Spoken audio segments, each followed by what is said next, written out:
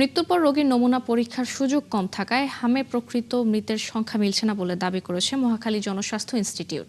তাদের পরিসংখ্যান বলছে প্রতিদিন অন্তত ৬০০ হাম উপসর্গ রোগীর নমুনা পরীক্ষার শনাক্তের হার ৫০%। গেল মার্চ থেকে শনাক্ত মৃত্যু চক্র ক্রমিক হারে বাড়ছে। তবে নমুনা পরীক্ষা ছাড়া হাম উপসর্গ নিয়ে মৃত্যু ঘোষণা করা যাবে না বলে জানিয়েছেন ইনস্টিটিউটের ল্যাব ইনচার্জ। আরও জানাচ্ছেন মেহেদি হাসান। ভোলা থেকে হাম উপসর্গ রোগীর নমুনা নিয়ে রাজধানীর মহাখালীর এই পরীক্ষাগারে এনেছেন এই ইপিআই কর্মী। কেননা দেশের এই একমাত্র প্রতিষ্ঠান মহাখালী জনস্বাস্থ্য ইনস্টিটিউটে হাম শনাক্ত করা হয়।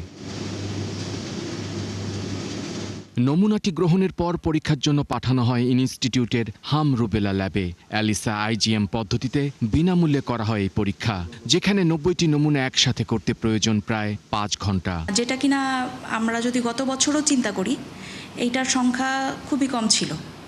১০০-র মতো দৈনিক আসতো কিনা সন্দেহ, কিন্তু সেটা আমরা জানুয়ারি থেকেই দেখছি আস্তে আস্তে বেড়ে যাচ্ছে এবং এটা দৈনিক এখন ৪০০-৫০০, ইভেন এরকম ৬০০ আসছে, এরকম রেকর্ডও আছে। এটা হচ্ছে একটা ইপিআই সার্ভেলেন্সের একটা অংশ হিসেবে এই পরীক্ষাগুলো করা হয়, যেটা হচ্ছে WHO ফান্ডেড এবং হচ্ছে WHO অ্যাক্রিডিটেড একটা ল্যাব। এটা আমাদের বাংলাদেশে একটাই আছে।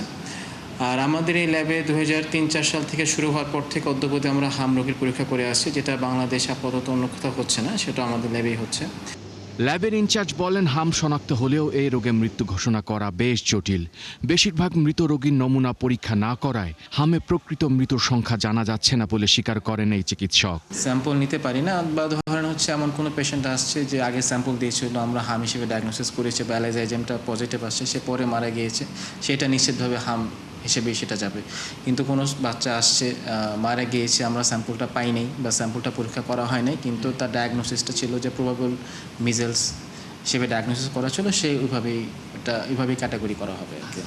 নমুনার হার বেশি হয় পরীক্ষার কিট ঘাটতির আশঙ্কাও করছে জনস্বাস্থ্য ইনস্টিটিউট। যেই হারে স্যাম্পল আসছে, এটা যদি আরও বেড়ে যায়, সেই ক্ষেত্রে হচ্ছে আমাদের কিট যেটা দিয়ে আমরা টেস্ট করি সেটার স্বল্পতা হতে পারে, কিন্তু এখনো পর্যন্ত আমরা সক্ষম।